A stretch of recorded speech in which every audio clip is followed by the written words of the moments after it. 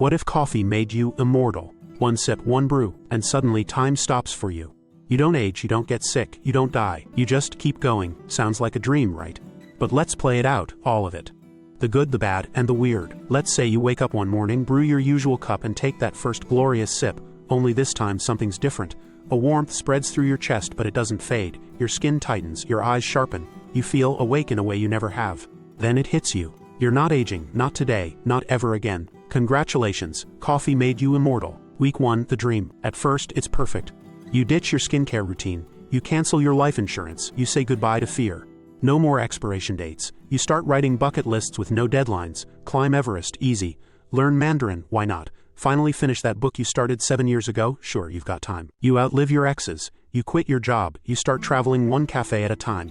Life is yours. And coffee is your crown. Year 10, the shift. But then, something changes. The people around you start to age. Your friends, your family, your barista. They notice you haven't changed. You become a curiosity, then a rumor, then a legend. You can't stay in one place for too long, people whisper. Photos don't lie, you fake your own death and move on again. And suddenly, your favorite part of life, the people, becomes your biggest loss. You drink another cup, you stay the same, but the world doesn't. Year 75, the curse. You've lived through presidents, protests, pandemics, pop stars. You've seen tech rise, fall, and rise again. But now, you feel alone. Not because you're bored, but because everything you've loved has changed, or disappeared. The coffee still warms your hands, still soothes your soul, but now it feels like a ritual of memory, not joy. And the worst part, you can't stop.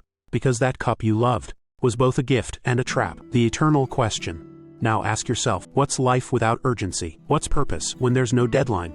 Would you start things slower? Would you love people differently? Would you chase dreams with the same fire? Or would you fade into the background, floating through centuries like a ghost with a caffeine addiction? Because immortality isn't just about never dying. It's about learning how to live when you have forever. Would you build something, teach others, travel to the edge of every idea? Or would you crumble under the weight of infinite time? And here's the twist. What if you're not the only one? What if others drank the brew? A secret society of immortal coffee drinkers, scattered across time zones and centuries, all sipping their way through history. Would you find each other? Would you share stories? Or would each of you hide, afraid to be exposed? Because immortality sounds great on paper, but when everyone else is aging, changing, and moving forward, you're just standing still. So would you drink it, if you knew that one cup would freeze you in time? Would you take the sip? Would you live forever, even if it meant watching everyone you love grow old? Would you chase immortality, knowing that meaning often comes from limits? Because maybe that's the secret. Maybe coffee isn't about immortality. Maybe it's about presence, that small ritual that reminds you to pause, to reflect, to feel alive right now. Because you don't need to live forever. You just need to live fully. So, would you drink the immortal brew? Or would you take your coffee with a side of mortality? Drop your answer in the comments and subscribe to Brewhilda for more caffeinated curiosity, deep what-ifs, and delicious dives into the world's favorite drink. Because coffee doesn't have to make you immortal. It already makes you feel unstoppable.